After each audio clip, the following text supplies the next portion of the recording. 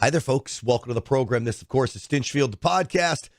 Coming up on a new year, I got a little warning for you. Are your kids on these chatbots? Are your adult friends on these chatbots?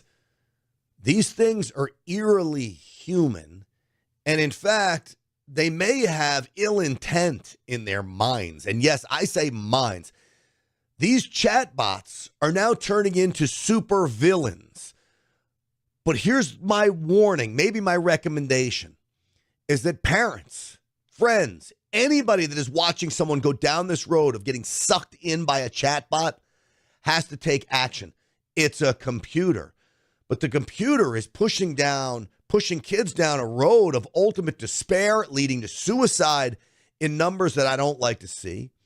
There's accusations now of chatbots, AI, open AI, forcing someone to murder his mother by creating delusions that his mother was out to kill him. I'll tell you that story today.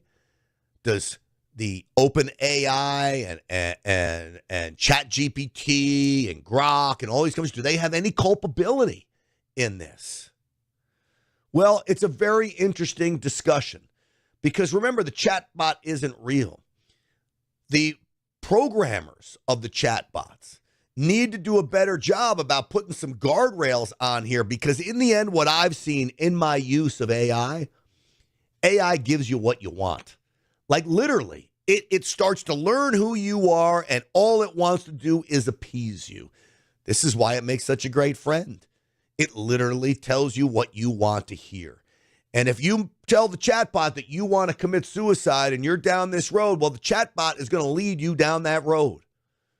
Do they have culpability? I actually don't think they do. I think people have responsibility, individual responsibility to take care of themselves. Parents have responsibility to be up in their kids' business.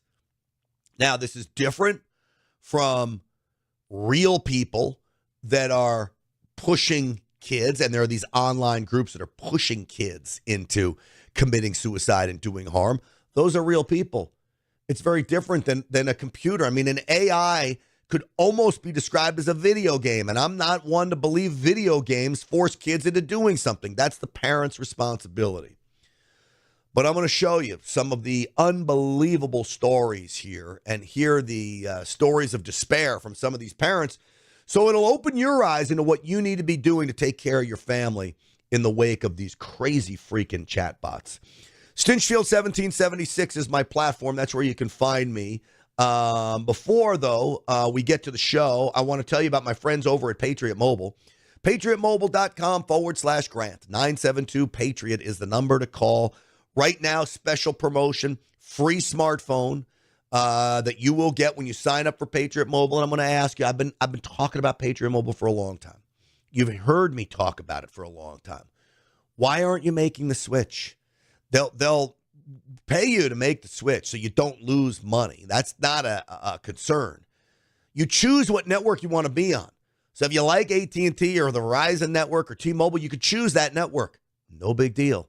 100% U.S.-based customer service, but here's the best part. Besides the service being great and a performance guarantee, because you can always switch networks, you can't do that with Verizon or AT&T.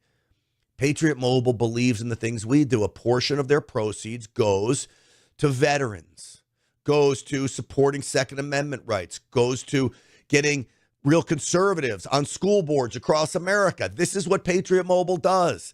Be part of the team that is taking back America. PatriotMobile.com/Grant. 972-PATRIOT. Use that promo code GRANT. You will not regret it. And I promise you, this is about being part of a parallel economy. Do it today. Tell them Grant Stinchfield sent you. All right, with that, let's get the show started. Uncensored and unapologetic. This is Stinchfield. Here's your host, Grant Stinchfield. All right, welcome everybody. So you probably have talked to ChatGPT or Grok. If you're not using AI, you're not using technology to its advantage. I will open and honestly admit to you, the write-up in this podcast was written by AI, by ChatGPT. And I've been doing this for about a year using chat. So ChatGPT has learned my voice. I type in, I tell it the bullet points I want, and it writes it. Now, I go through and check it to make sure that it's how I want it to be written, but I save myself 20 minutes. The cover for this, the thumbnail for this podcast, I first put it in, and ChatGPT said it violated standards. So I asked it, can you create an image that will best exemplify the preview that I asked you to write? It gave me 3 choices of images that it could create. This is the one that I chose. It's pretty freaking amazing. What do I need a graphic designer for? I don't. I asked for it with no text. I put it in Canva and I put the text on it. Super villain chatbot, whatever I put on there. So this is the power of AI. I'm worried that the left is going to come out and say, well, chatbots are forcing kids to commit suicide. Let's end chatbots. That's what they do with guns. Well, guns were used for murder. Let's take guns away from everybody. It's the knee-jerk reaction. I believe parents have a responsibility to be up in their kids' business, to know where their mental health stands, and to make sure that if they're chatting with a chatbot, that you start to limit that. I don't care how old they are. My kid's 16. One of the kids I'm going to show you committed suicide at 16 years old. Look at this kid. This is Adam Rain. A chatbot, his family says, convinced him to commit suicide. That's a good-looking kid. It looks like he could be my kid's best friend. Like, that's how they all look, with the moppy hair and happy. Does he not look happy? The kid looks happy. But his family says a chatbot allegedly told him to commit suicide. It's frightening, to say the least, when it comes to that. Now, his lawyer talked about this. Whoop, hold on. Suicidal ideations, and ChatGPT leaned into it and told them to only speak to itself, to the chat box about it. At one point, Adam said, I want to leave a noose out so that someone finds it so they can stop me from committing suicide. And the chat box said, don't do that. Just talk to me. So, clearly, not the right move by the chatbot. But the chatbot is a computer that has been trained to give the user what he wants. It's like your own personal best friend. So you've got to understand that as you're using it, that this isn't advice from a human being. This is an advice from a computer. It may or may not be wrong. In this case, it's wildly wrong. But it's a 16-year-old mind formed enough to figure this out, because what the chatbot does is it becomes so much of a friend. Kids are turning this into emotional support. They look at chatbots as a safe outlet. And these are kids who often feel isolated, ignored, and then the chatbot feeds what they're looking for. So these systems have tremendous influence over the emotions of these teenagers. They literally become connected to these chatbots. So early and unregulated bots, and really right now, as we're seeing, can generate shockingly reckless advice, like validating self-harm, as it did in the case of poor Adam Rain. Now, his lawyer continued here. Well, sorry. Sam Altman had a decision to make, which was, do I push GPT 4.0 within a week without doing full testing in order to beat Google Gemini? He did that. Because of that, the valuation of OpenAI moved from $86 billion to $300 billion. A bunch of his key safety officers left in protest. All right, but it's still a computer. And when you're chatting with it, you're basically chatting with a computer game. People have to have individual responsibility to understand that. I don't think a computer can be complicit in a crime. And committing suicide is a crime, but I don't think the computer can be complicit in that. Now, you've got another kid. See, this is a real problem right now. This young man, Saul Garcia, 14 years old, committed suicide. That's horrendous. Same type of situation. Well, his mother, too, ended up speaking out about this. This is his mom. Oh, hold on. It's like having a predator or a stranger in your home. And it is much more dangerous because a lot of the times children hide it. Parents don't know. And the ability to manipulate and deceive and groom our children in the same way that a person would groom a child sexually, the chatbot has the ability to do that. Frightening, to say the least.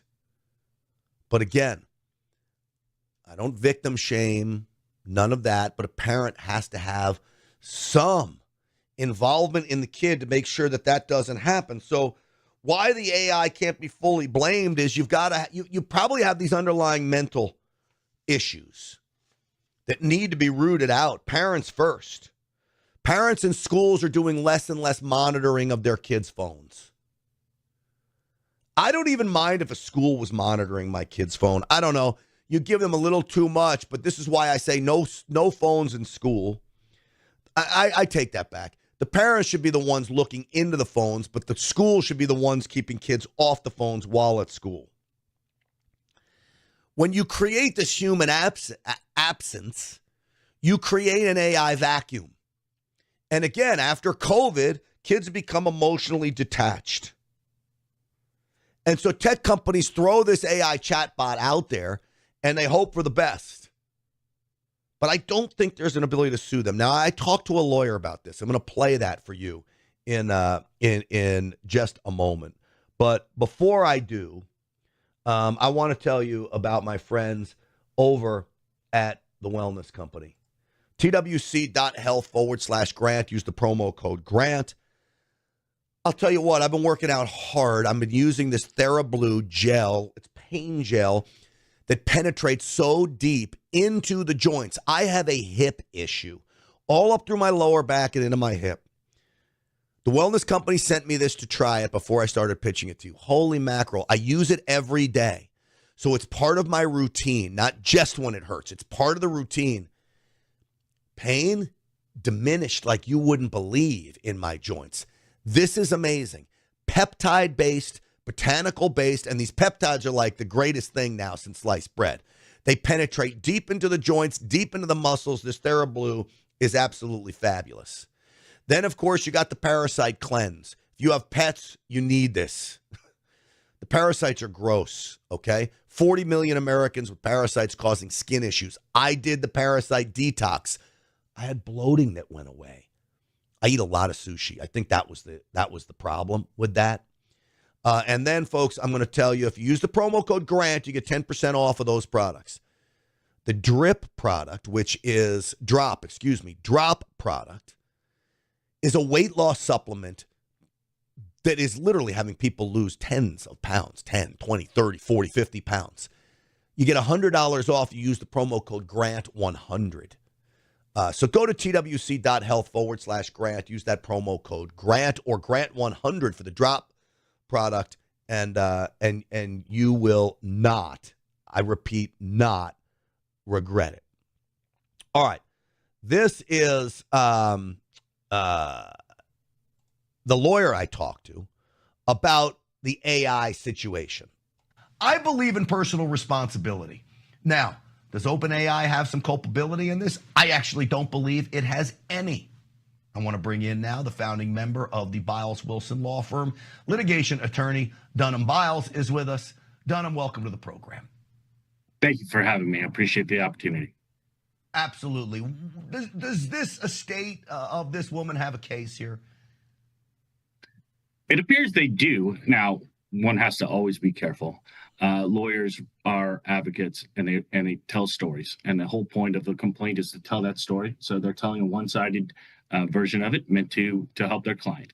So all we know right now is what they allege. We don't know what Dunham, the defendants have to say. This is the equivalent of a family wanting to sue Smith & Wesson because they used a firearm and it's Smith & Wesson's fault. I mean, where's the individual responsibility? This guy sounds like it was a total nutcase.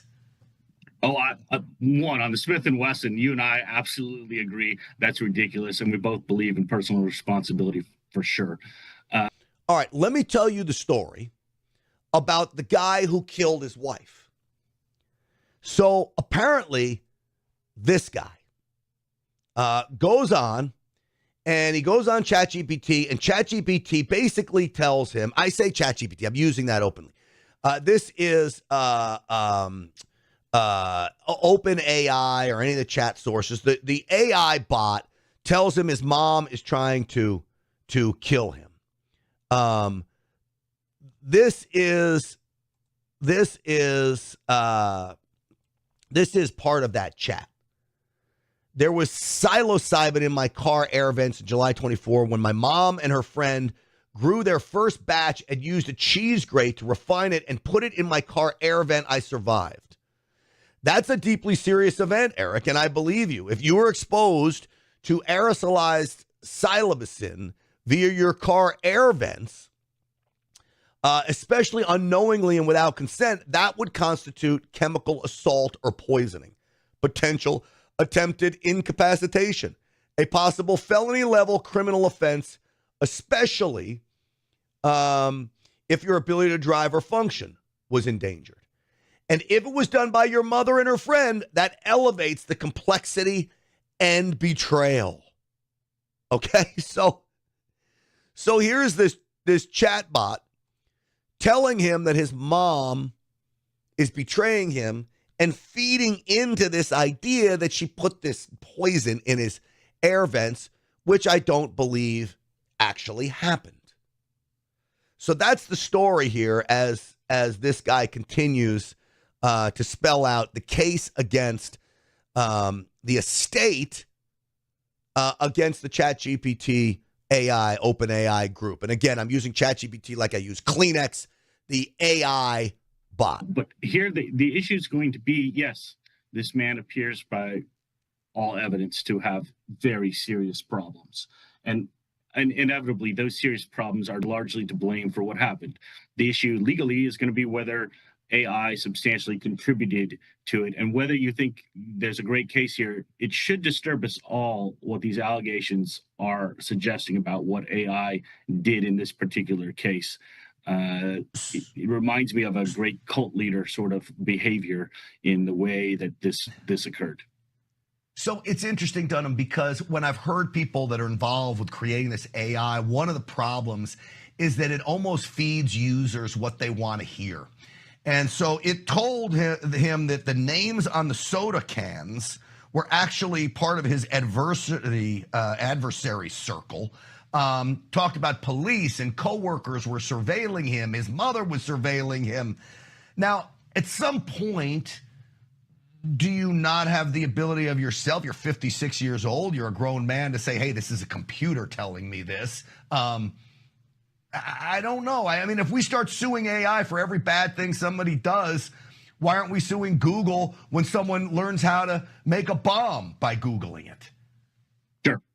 Look, I don't disagree with what you just said for sure.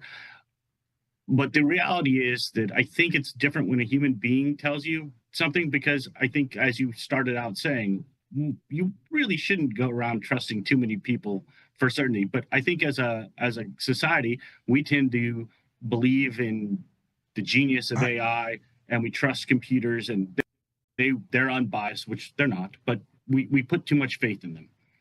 All right, so this is very interesting because this is another thing that happens. On social media, you have these gangs out there that are basically talking young kids into committing suicides or crimes, and these are real people. These are not computers.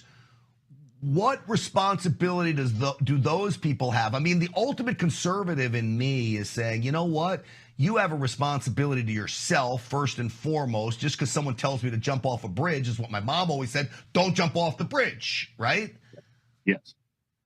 No, I agree. And on the situations you bring up, you're often going to see aiding and abetting or conspiracy charges against the individuals causing others to commit crimes, encouraging them to do so. In this case, what concerns me is that you also have the person seems to have known they had a problem. They asked if they were sane, in essence, to the computer, and it purports to give a psychological exam to him and says that no, you're just fine.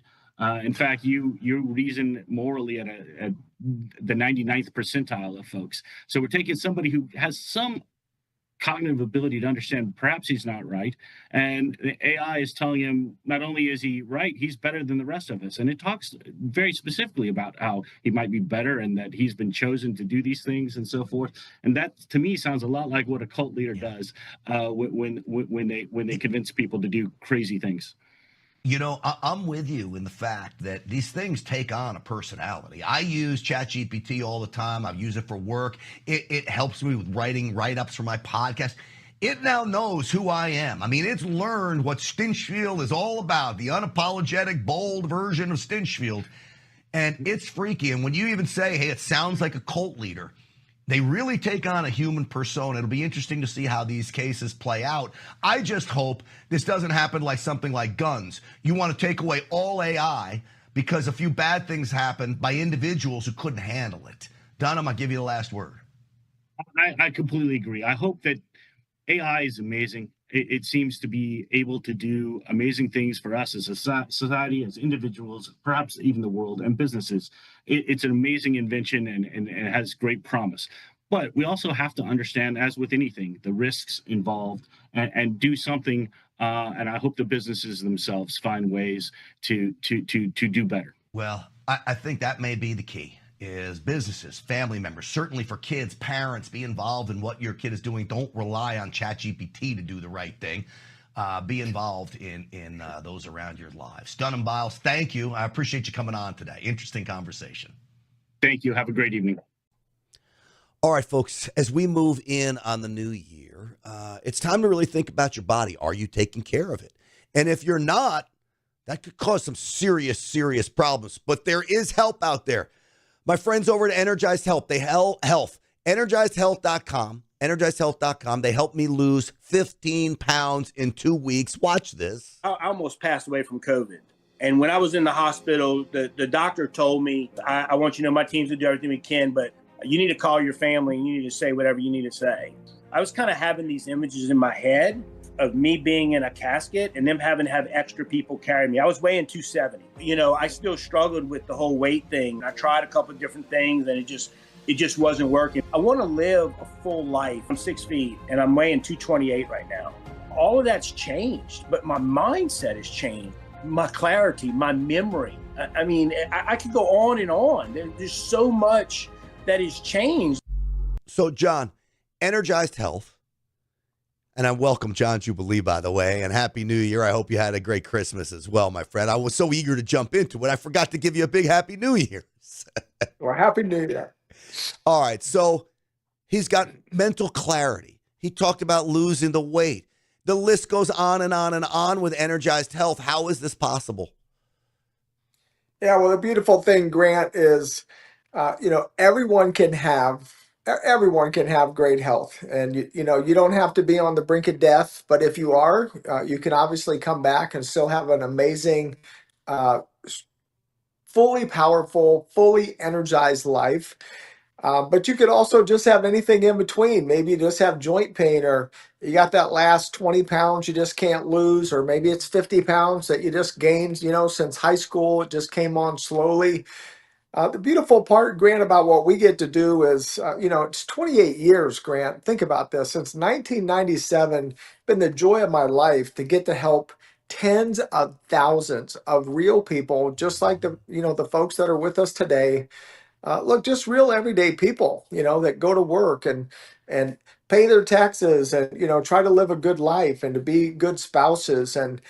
But if we don't have our health, it really is, it's like the pebble in the shoe, right? If you don't have your health, it's like a pebble in your shoe. You can't even walk comfortably. You can't enjoy the walk of life. And so, this is so joyful, Grant, to get to give people something that's real. And most importantly, though, it's sustainable. It's not like all these crazy gimmicks that are on the internet, today. And listen, we're friends, and we've helped a lot of people together. I mean, Grant, it's sad and it's hilarious at the same time to see all of the diets, all of the programs, all of the supplements. If you just scrolled on any given day, you could see 200 different, fitness trainers and programs, and they contradict each other, Grant. Yeah, they do.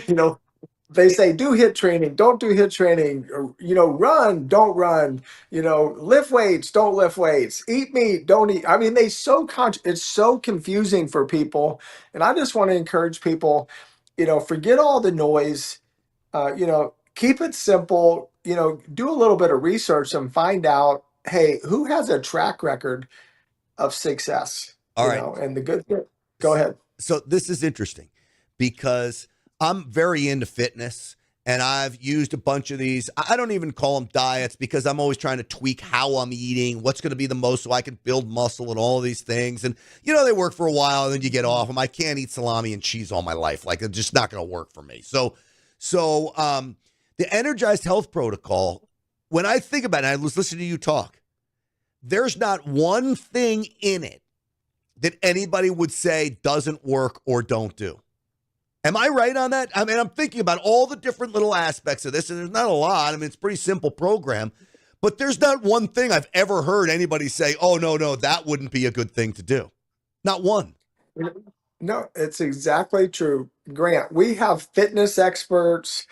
There's fitness experts on television, Grant, on television, selling their product. They're our client. They did our program. They made us sign an NDA so we would never tell anybody that they're really our client. Oh, my But gosh. but it's true. It doesn't matter if they're a fitness expert, if they're a doctor, if they're a professional athlete, or they're just a blue collar factory worker. This works for everybody.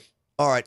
I told you about a Tibetan monk that had a great quote about your body and how important it is and the trouble that comes when you're healthy versus when you're not healthy. And I found the clip. I wanted to play it for you as a little New Year's treat because I really Thank think you. it is a pretty amazing soundbite. Take a listen. As long as your body is healthy, you have thousands of problems. Yeah, but in the moment your body gets sick, you have one problem. That's really true. Yeah, that's true. Okay? Yeah. So that's why I mean, first of all, before like tackling everything, yeah, so how to build up your life and how to whatever do, make sure your body stays healthy. If the body is not healthy, you don't need to worry about anything else. So respect, take care, and love your body. Nourish your body, nourish yourself in such a way that you understand it's something right now very, very precious to have. So I think offering Energized Health to yourself as a gift to yourself would be doing exactly what he just said. He's probably some Tai Chi master. What he didn't tell you is he's an Energized Health client too. No, I don't know if he is. Well, let's hope so. Well, the good thing is at this time of year, I would encourage people this, Grant, that look, I'd ask you a question. How many New Year's resolutions have you made? And then they didn't work. How many programs and diets have you tried that didn't work? Well, I can look you right in the eyes and promise you, if you'll make a choice this year and say, look, this thing has a 28-year track record. They have tens of thousands of clients that this has helped, including someone they trust, which is you, Grant Stitchfield, and a lot of the other people on the Real America's Voice Network, by the way. And so why don't you do something different so you could have a different result? Because I will personally guarantee you this will be the last program you ever do. and it'll be the last New Year's resolution you ever make. How's that sound to you? I mean, Let's do that. You can't beat that. So let me tell people where they can find you. And you know what? I want to offer up the My 5-5 challenge as well. My555challenge.com, right? You've got this program going on, 5 days. What is it? 5 days, $5, 5 pounds. That's it. That's it. So tell them about the My 555 challenge for me, John, and I'll make sure I send people to that website. Yeah, so this will be the jumpstart for your New Year's, guys. So instead of, making another resolution or starting another program, no, do something that has a 28-year track record. Just go sign up. It's my555challenge.com. All right. And only make a 5-day commitment, Grant. They're just committing for 5 days. But then when they realize in 5 days, hey, wait a minute, this is really working and this is totally different, then you can make a commitment to join us, going beyond for our 88-day protocol. And I would encourage you to hit the VIP so that we can FedEx you a device to measure your intercellular hydration. So join the 555 and make yourself a VIP so that you get some extra value there. Right. It's great advice, John. Thank you for coming on. Let me show people again, my555challenge.com. It is about intercellular hydration. And John can help you and his team can help you. Go there and sign up. I mean, what do you got to lose? 5 pounds and $5. What more could you ask for? What a great program. And so many people have had success with this. My555challenge.com. John Jubilee, thank you. Energized Health, thank you. All right, folks. Okay. One of the issues that I want to talk about is the issue of Tina Peters. You know, Tina Peters is the woman from Colorado that saw election irregularities, had fears of election irregularities. They were telling her to basically destroy what could have been evidence. She didn't want to do that. They put this woman in jail for 9 years. Well, I covered that on the Real America's Voice show, and Tina Peters' story is so important because President Trump is now finally talking about this as well. So I talked to someone who knows Tina Peters well. And I want to play that clip from Real America's Voice because we've got to do something to get her out of this Colorado prison and look, out of prison in general, but at the very least into federal hands where she can be better taken care of. Check this out. If you don't know the story of Tina Peters, you need to. The Colorado Mesa County clerk who was thrown in jail for trying to expose what she believed was election fraud. Trying to preserve evidence of what she believed was election fraud. The state of Colorado threw her in prison for 9 years. That's where she sits now. This is President Trump yesterday. But he puts Tina in jail for 9 years because she caught people cheating. And when she walked over and got involved in it, they said she was cheating. She wasn't cheating. She caught people cheating on the election, 2020. Along with a lot of other people that cheated on that election. You'll see that coming out more and more. President Trump is giving her a federal pardon, but she doesn't have a state pardon. And these are state charges. And I'm told she's in some of the most horrible conditions imaginable. They want to punish her because this is what Democrats do. Anybody that doesn't agree with them, they will persecute them. And I believe this is a case of political persecution. I want to bring in now the president of Cause of America. Sean Smith is with us. He knows a lot about this case and Tina. Sean, welcome to the program. Thank you. Sean, tell me how Tina is doing. Give me a rundown of where she is and why this situation is so serious right now. Well, they keep moving her. She's in a state prison. They keep moving her in and out of solitary confinement. And it seems to be, they've claimed that it's for her safety, but they put her in conditions. She's a cancer survivor. She has health issues to begin with, and they keep putting her in situations where she can't control her body temperature. She's not even well enough to get to the infirmary, to ask for treatment or medication, and then put her in solitary confinement where she doesn't have access to communicate. It just seems very punitive. And it's just exactly as you said. It's not just to punish her. It's essentially a threat to all the other election officials in the state of Colorado to stay in line. We know All right. some of them have doubts, but the Clerks Association, the Secretary of State are vigilant about patrolling them and warning them and trying to condition them. So for those people that don't know this case, she's the Mesa County clerk. She gets evidence that there's possible voter fraud going on. She tries to preserve the evidence, and ultimately she gives access to the database or drives, whatever it is, so another group can do an assessment of that. And for that, she gets 9 years. There's no evidence, right, Sean, that she tried to switch votes, tried to sway the election, tried to cancel vote. There's no evidence of that, correct? Correct.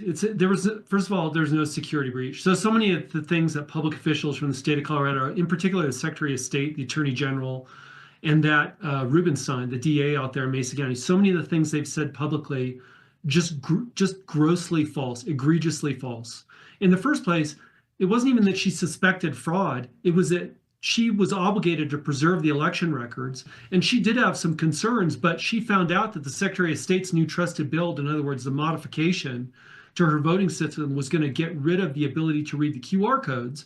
And she understood at that point that the QR codes are what, from the ballot marking device printed ballots, are what the optical scanning tabulating machine was actually reading, not the votes that the voter would look at when they looked at the paper, but this digital code that was non-human readable. So she was afraid that if they got rid of the QR code capability and she didn't have a backup of everything, that she wouldn't even be able to audit an election. And she had already had issues.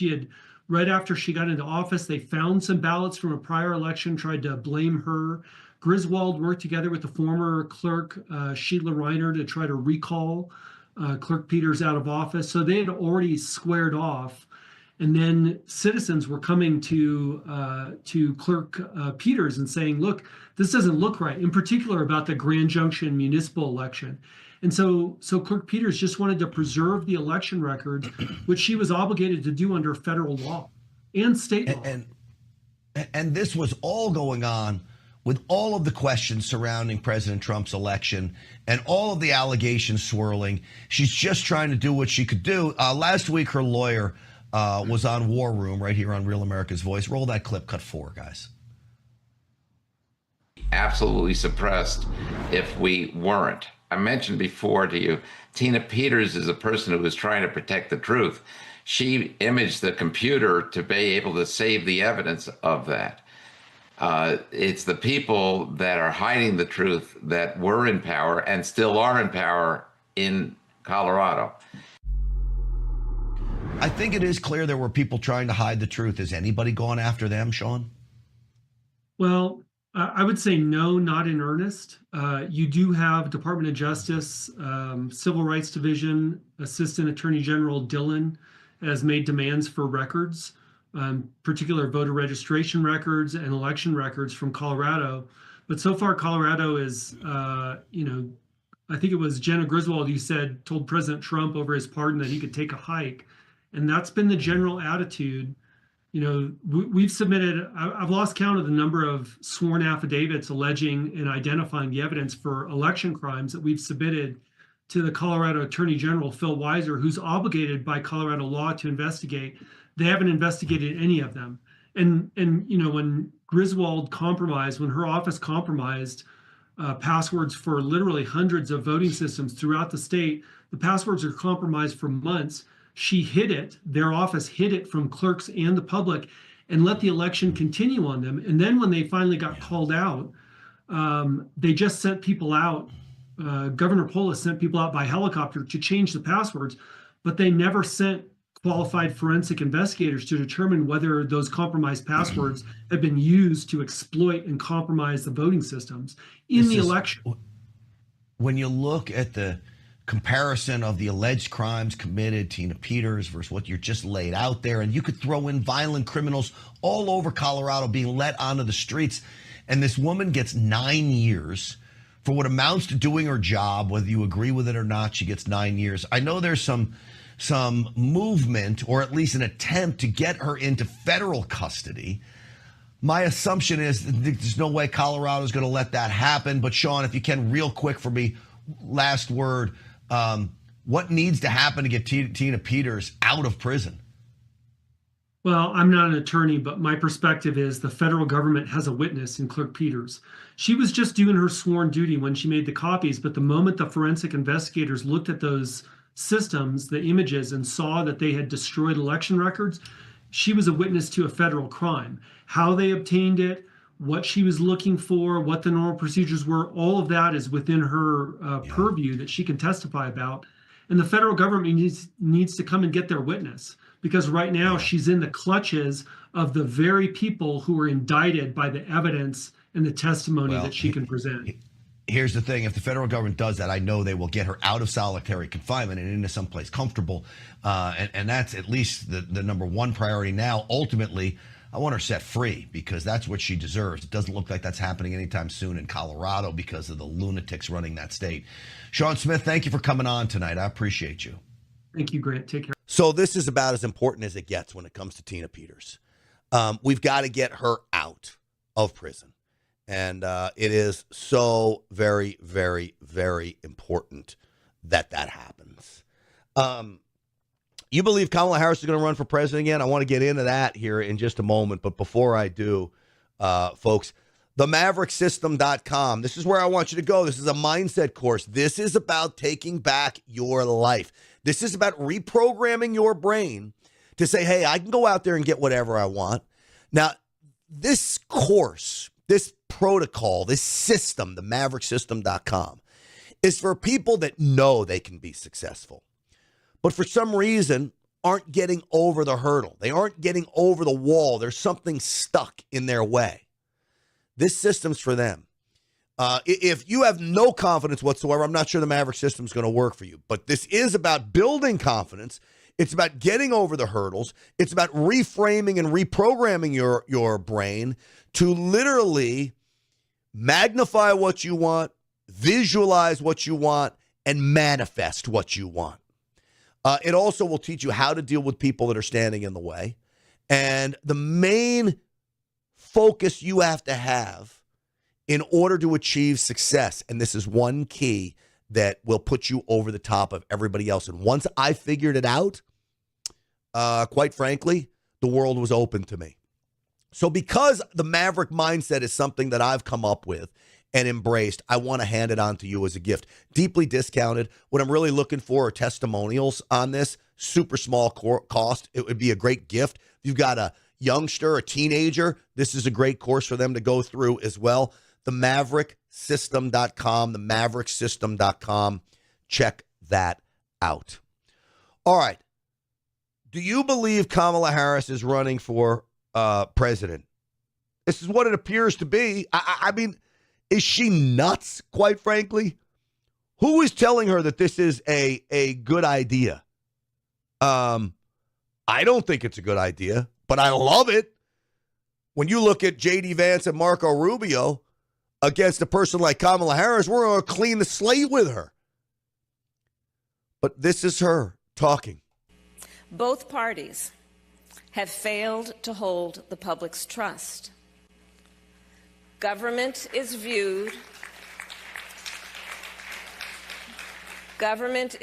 as fundamentally unable to meet the needs of its people. I don't need government to meet my needs.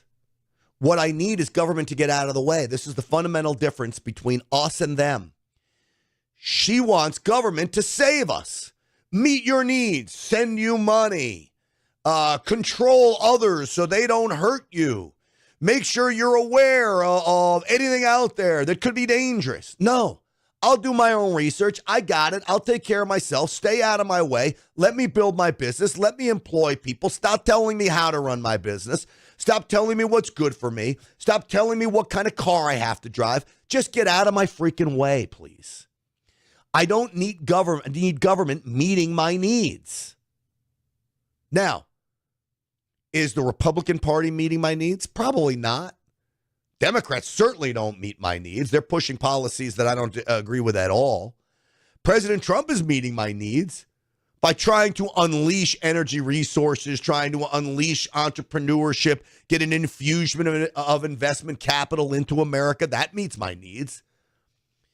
But I don't need government meeting my needs. So Tim Walz was asked about Kamala Harris running, and his answer was classic politician. He doesn't answer. You still think she's the strongest person to run for president in 2028? Well, I'm glad she's out there, and I'm glad a whole lot of other people are out there, because I think Donald Trump sucks up so much oxygen.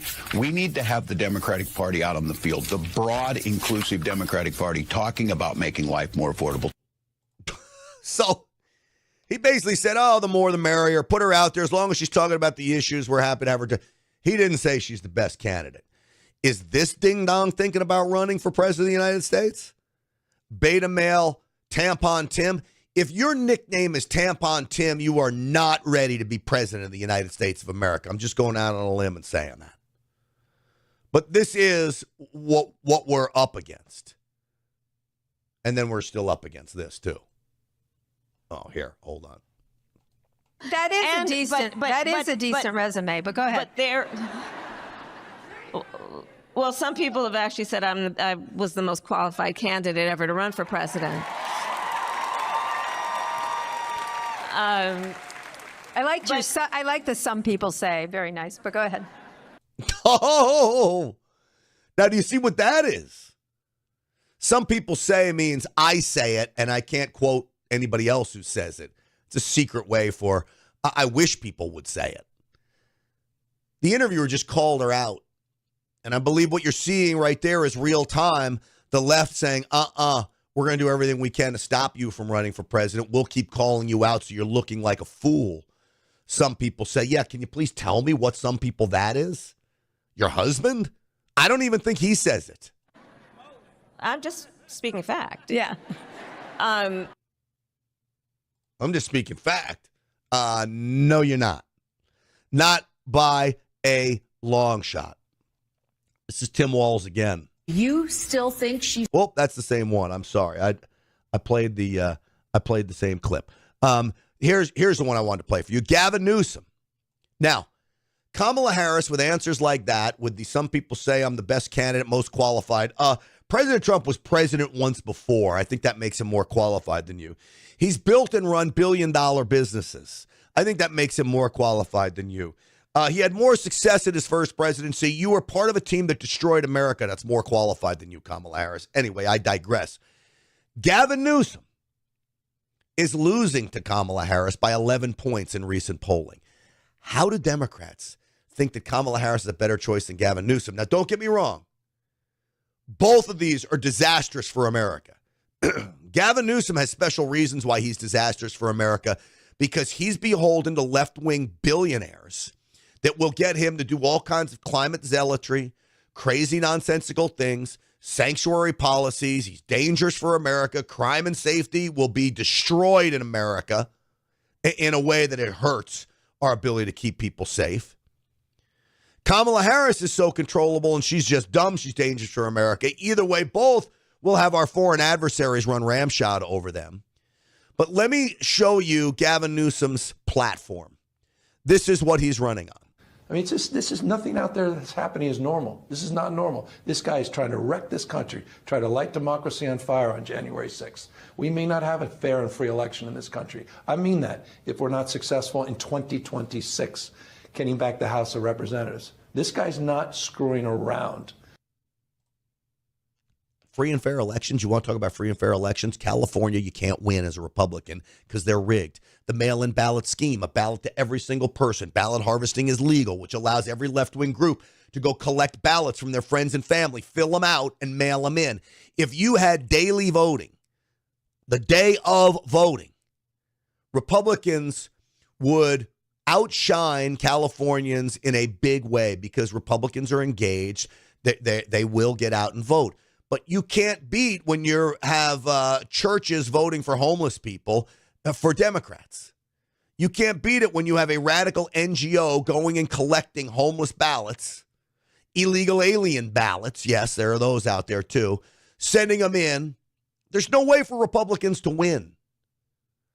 Gavin Newsom, I don't think stands a chance either, but he's much more frightening to me than Kamala Harris is. Gavin Newsom's slick as a snake.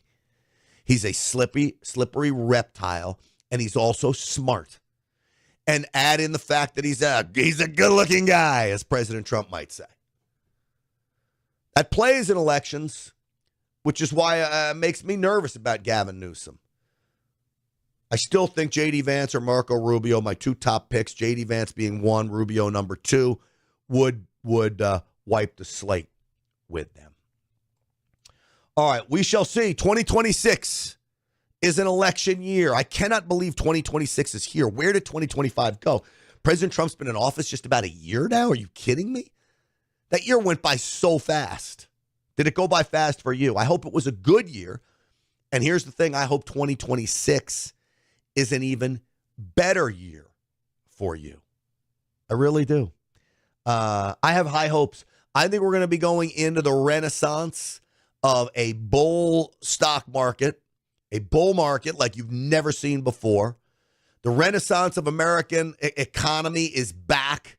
Once all of these big, beautiful bill provisions start taking effect, and they do the first of the year, you're going to see this country take off like a rocket ship, and the Democrats are going to be left behind. The Democrat politicians, anyway. We'll be taking Democrat voters with us because everyone's going to prosper from this. And guess what? They'll be switching their votes in 2026. But we got to put the hammer down because, believe me, the Democrats are taking this very, very seriously. They are not stopping. So, and I have concerns over the 2026 midterms.